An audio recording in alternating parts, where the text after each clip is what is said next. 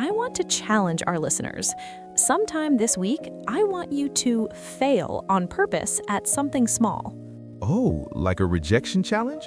Yes, go to a coffee shop and ask for a 10% discount for no reason.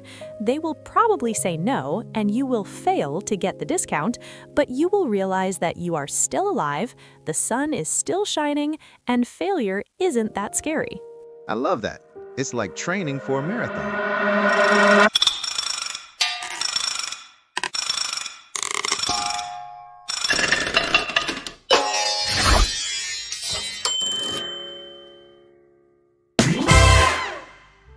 Hello, everyone. A very warm welcome back to the Rom English Podcast.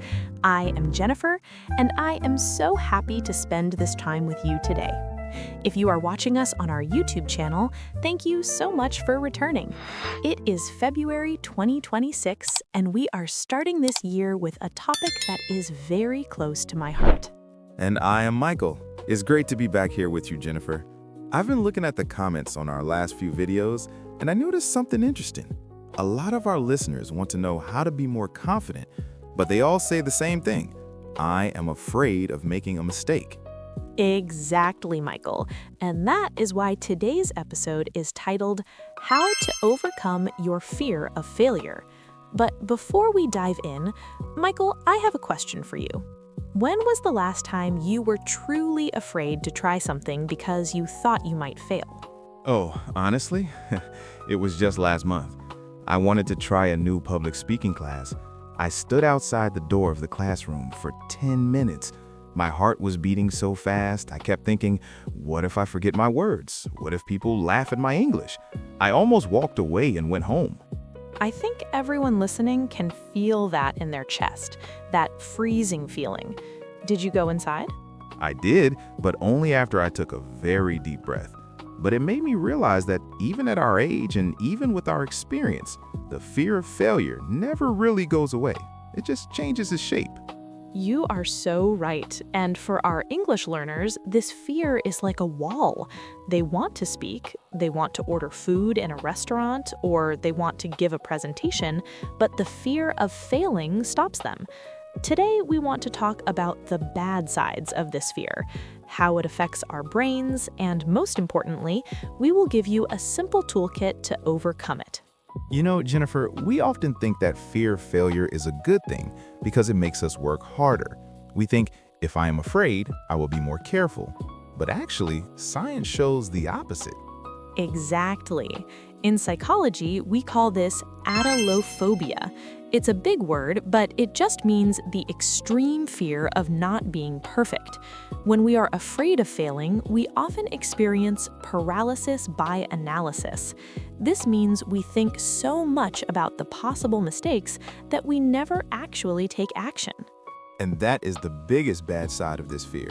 It makes you stay in your comfort zone. If you never fail, it means you are never trying anything new. It means you are staying in the same place. I've felt this myself. When we first started the Rom English Podcast, I was terrified that no one would listen. I was afraid that our English wouldn't be clear enough. I almost told Michael, let's not do it. If I had listened to that fear, we wouldn't be here today with thousands of amazing listeners. I'm so glad you didn't listen to it, Jennifer, because failure is actually a necessary part of success. We often see success and failure as opposites. We think success is option A and failure is option B. But the truth is, failure is on the same path as success. I love that image. To get to the success mountain, you have to walk through the failure valley. There is no other way. But why does our brain make it feel so scary? Well, it goes back to our ancestors. Thousands of years ago, if you failed in front of your group, maybe you missed a hunt or you made a mistake, the group might leave you. In the wild, being alone meant you wouldn't survive. So our brains are wired to see failure as a threat to our survival. So when I make a grammar mistake today, my brain thinks I am going to be left alone in the woods? Exactly. Your amygdala, the part of the brain that handles fear, starts screaming. It doesn't know the difference between a tiger and a wrong verb tense. It just feels danger. That explains why our hands sweat and our voices shake. But since we aren't being hunted by tigers anymore, we need to learn how to calm that part of the brain. Michael, how do we start shifting our mindset? The first and most important step is to adopt a growth mindset. This is a concept by Dr. Carol Dweck. She says that people with a fixed mindset think they are born with a certain amount of talent, and if they fail, it proves they aren't talented. But people with a growth mindset see failure as data. Exactly. Failure is just information.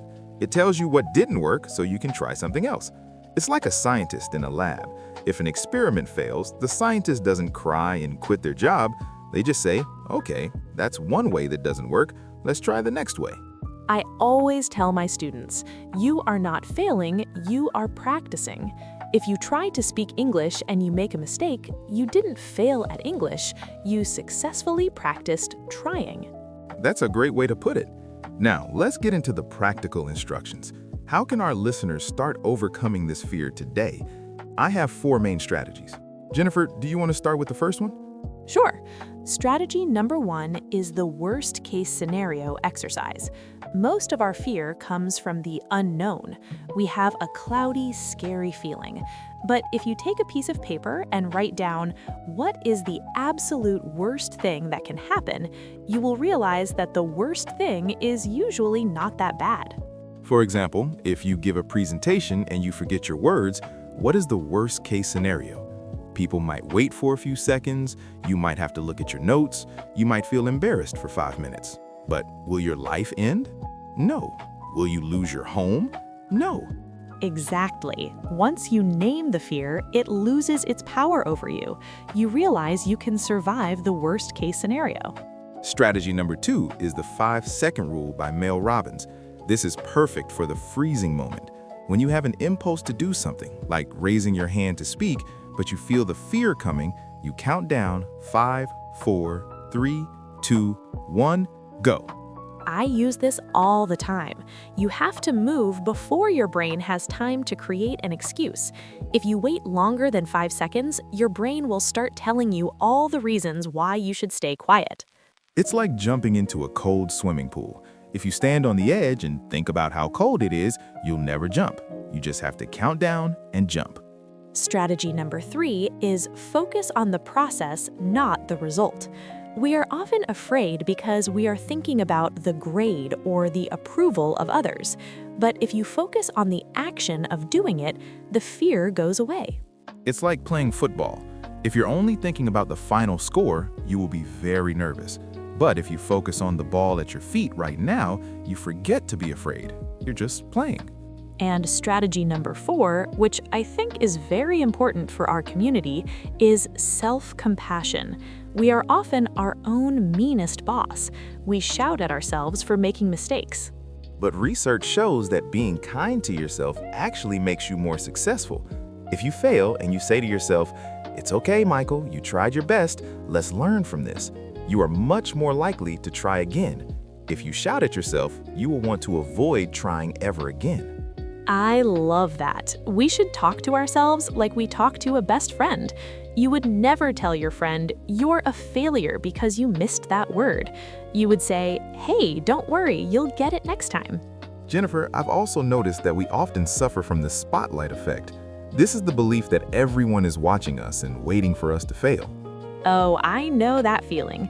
You walk into a room and you think everyone is looking at your hair or listening to your accent. But the truth is, everyone else is too busy worrying about themselves. They're thinking about their own hair and their own mistakes.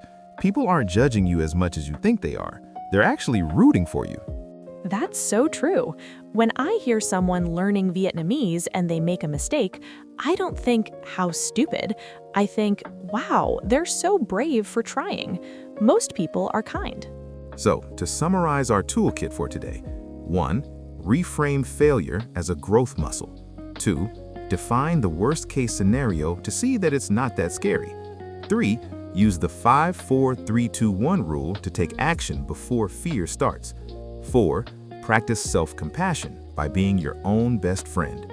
Michael, looking back at that public speaking class you were afraid of, how did it go after you walked in? You know what? It was great. I did make a mistake. I forgot the middle part of my speech, but nobody laughed. In fact, a woman came up to me after and said, "I was so nervous too. Thank you for being the first one to speak." See, your failure actually helped someone else feel brave. Exactly. And that is the final truth. Your courage is contagious. When you overcome your fear of failure, you give other people permission to do the same. As we close this episode, I want to challenge our listeners. Sometime this week, I want you to fail on purpose at something small. Oh, like a rejection challenge? Yes, go to a coffee shop and ask for a 10% discount for no reason. They will probably say no, and you will fail to get the discount, but you will realize that you are still alive, the sun is still shining, and failure isn't that scary. I love that. It's like training for a marathon. Thank you for joining us today on the Rom English Podcast. We believe in you. We want you to make mistakes. We want you to have bad English days because those are the days you are growing the most. Don't forget to like this video and subscribe. Leave a comment below. What is one thing you're afraid to try? Maybe just writing it down will be your first 5, 4, 3, 2, 1 moment. We'll see you in the next episode. Keep practicing, stay brave, and remember, failure is just success in progress. Goodbye, everyone. Bye-bye.